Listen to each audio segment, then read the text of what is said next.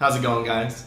So if you know anything about me, you know I like research and I like video games. And anytime I get to mix those both together, it is a beautiful, beautiful thing. So very recently I've started playing Monster Hunter Generations Ultimate.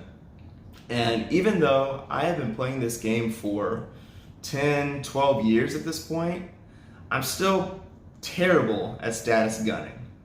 So over the past month or so, I've actually been doing research on how to apply statuses, or what these statuses are, and then I've been trying to figure out how I can actually apply them to being a status gunner.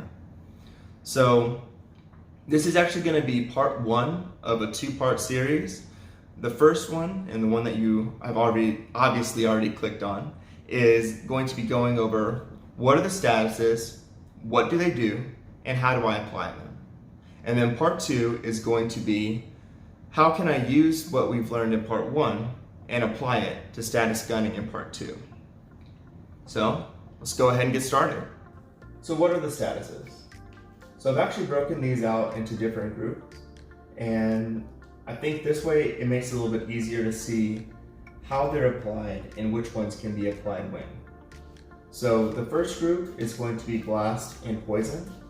And these can actually be applied at any time, unless it's in a mount, as well as if there is a plesioth in the water. So if the plesioth is in the water, you can't apply any status, you actually can't even kill it. So that is a big exception to pretty much everything. You can go towards the threshold, but we'll talk more about that later.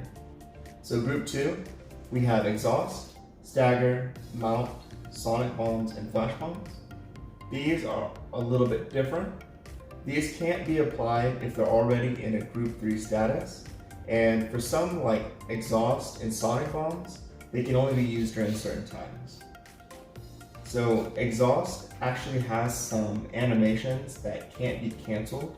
Some examples of this are when it's getting out of one of the group 3 statuses, or if it's a monster that flies, when it's landing, things like that. And the statuses in group 3, these can actually overwrite any other status in this group. So if it's asleep, you can wake it up with a trap. If it's in a trap, you can paralyze it, you can KO it after that. Any kind of combination of these is possible. So what do they do and how do they work? So let's quickly go over what all of these statuses do, and I'll start from the top. So KO will knock out the monster and give you a couple of seconds to actually attack it without it doing anything. So when the monster's asleep, you're able to actually move around freely without it doing anything, and the next attack that you do, the wake up hit, will actually do more damage. Paralysis will stun the monster so that it can't move for a short period of time. Shock traps are a small trap that can do pretty much the same thing as paralysis, except it just has to land in that certain spot. There's also pitfall traps, which are a little bit bigger, and I personally find that these are easier to use, just because the active box, I guess, is much bigger than the shock trap. Both traps can be used to capture a monster once it gets to a certain threshold, so whenever the monster is limping, you should be able to capture it. Exhaust. This causes the monster to attack less, stay in traps longer, and move slower. Stagger causes the monster to flinch after doing enough damage to one part of the body. Mount lets you ride the monster, and if you're able to successfully bring it down, you and your whole team can attack it for a little while. Sonic bombs. So this actually works a little bit differently depending on the monster, but monsters like the Nargacuga, it'll actually enrage it, and other monsters that dig, like the Diablos, it'll actually pull them out of the ground, and you can get some free damage. Flash bombs. So this is going to actually blind the monster, and if it's in the air, it'll actually bring it down. Some exceptions to this would have to be Dread King. If its wings aren't broken, it will just be blind and fly around in the air. Blast. It does a fixed amount of damage, and this is monster dependent. So depending on the blast resistance of that monster, it will do a different amount of damage. This is really good for doing quick burst damage to a monster. And last, and certainly least in my opinion, we have poison. So this will do a fixed amount of damage for a fixed duration, and this is completely monster dependent. The amount of time that it's poisoned will change, as well as the amount of damage that is done during that time. Personally, I think this is the worst status, because it doesn't scale with monster's health. So whenever you get into high rank and even G rank, it isn't going to be doing very much damage. So I don't recommend it. So how do these work? So the way that these statuses work is there's thresholds. So let's take a Rathalos for example.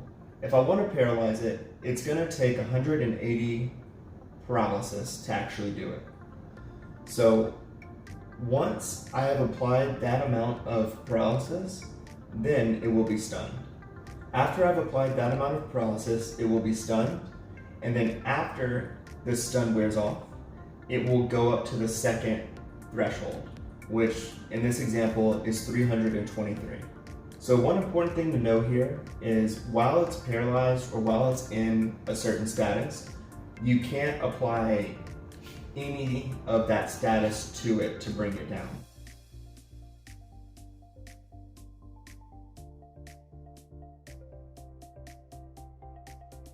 This level will actually increase up into a certain point, but usually that last threshold is going to be the 5th or maybe even the 6th one. I know for Blast, it goes up indefinitely until the monster dies, but for the other ones, it kind of caps off at a certain point. So one important thing to know about thresholds is the amount of the status that you've applied will actually decay over time. So for most monsters, it actually goes up by 5, but there are some exceptions and it'll go up by 10. One example of this would be Hellblade. So to apply most of the statuses, you can really apply it by attacking anywhere, but there are some that are a little bit special. So for KO, you actually have to hit the head, and for some monsters this is easier, like Malfestio, but other monsters like Devil Joe, you have to hit it right in the jaw to actually apply any KO. For Mount, if you hit the wings, then you won't actually apply any mount to the threshold. So you'll need to really focus on hitting the body or hitting the head. For flash bombs, you just have to throw it in front of the monster. So the closer to the face, the more likely it'll actually work, but just try to make sure that it's in front of it. For sonic bombs, the monster can't be enraged, and if you're trying to pull something out of the ground like a Diablos, then it has to be underground. So now we're going to get into a little bit of the calculations of how these skills work. If you don't care about this, then you can skip. I'll put a timestamp here. So skills that'll actually help you apply it. Status up 1, 2, and the food skill, Feline Specialist. So the amount of status that is actually applied, or the way that it is applied, is a little bit different for Blade Masters and Gunners. And for Blade Masters, the amount of status that you apply is actually going to be shown on your weapon. In the previous example I said if it had a sword shield with 30 paralysis, every time the status cloud shows up, then I know that I've applied 30 paralysis to the monster. This is pretty consistent for every weapon except for dual blades. For dual blades, if I had 30 paralysis on my dual blades, it would actually apply 15 per hit, per cloud. This kind of balances out just because dual blades attack extremely fast, so that's just their way of balancing it. And for gunners, it's actually a little bit different. The calculation is hidden. So I'm actually going to pull it up now. So if you don't have any skills and you're using paralysis level 1, you'll apply 20, and if you're using the level 2, then you'll apply 50. Status attack plus 1 is a flat 11% increase, and status attack 2 is 10%, but kind of like a lot of the numbers in Monster Hunter, it is 10% rounded down to the nearest integer. If you're status gunning, you either want to have no status skills or status plus 2. If you're playing Generations, you might have to pick, but if you're playing Ultimate, then just go for whatever one you can. You should be able to fit everything in if you're using a set or if you're using a different mix set. Alright, so there was a lot of information, and I know what you're probably asking yourself, what am I supposed to do with all of this? So, I've actually made what I call the Status Bible, which will show you exactly how many hits you'll need to actually apply status. How many hits or how many status clouds you need depending on if you're Blade Master or Gunner. So this is actually usable for Monster Hunter Generations as well as Generations Ultimate. I have G-rank monsters and hyper monsters. However, I do not have event monsters or deviants yet, but I'm planning on making an update to this. I'm not sure when that will actually be, but if you do want to get the most accurate one, go ahead and join our Discord. I'll put a link below.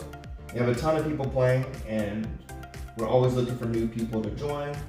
So if you want, just join us there, and then I will actually be posting the updates there as well. I'd like to give a big thank you to Exeter7 for creating the original mod for Generations, and JC for porting it to Monster Hunter Double Cross and adding a ton of utility. This wouldn't have been possible without you guys, and I've actually linked their plugins in the descriptions, just in case you guys want to check them out. Alright, so if you stuck with me, or if you find this useful, go ahead and like it, share with anyone that you think could be useful for. I really want to make sure that our community has a lot of good utility, and also to kind of clear up some of the questions that people have. If you still have questions or if I missed anything, go ahead and leave a comment below. And again, I will see you guys next time with how to status gun. I'll be going into depth, showing some different strategies and some different things that I have learned. So, until next time.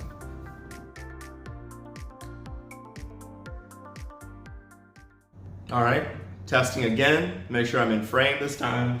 I recorded that entire video not in frame, which sucks.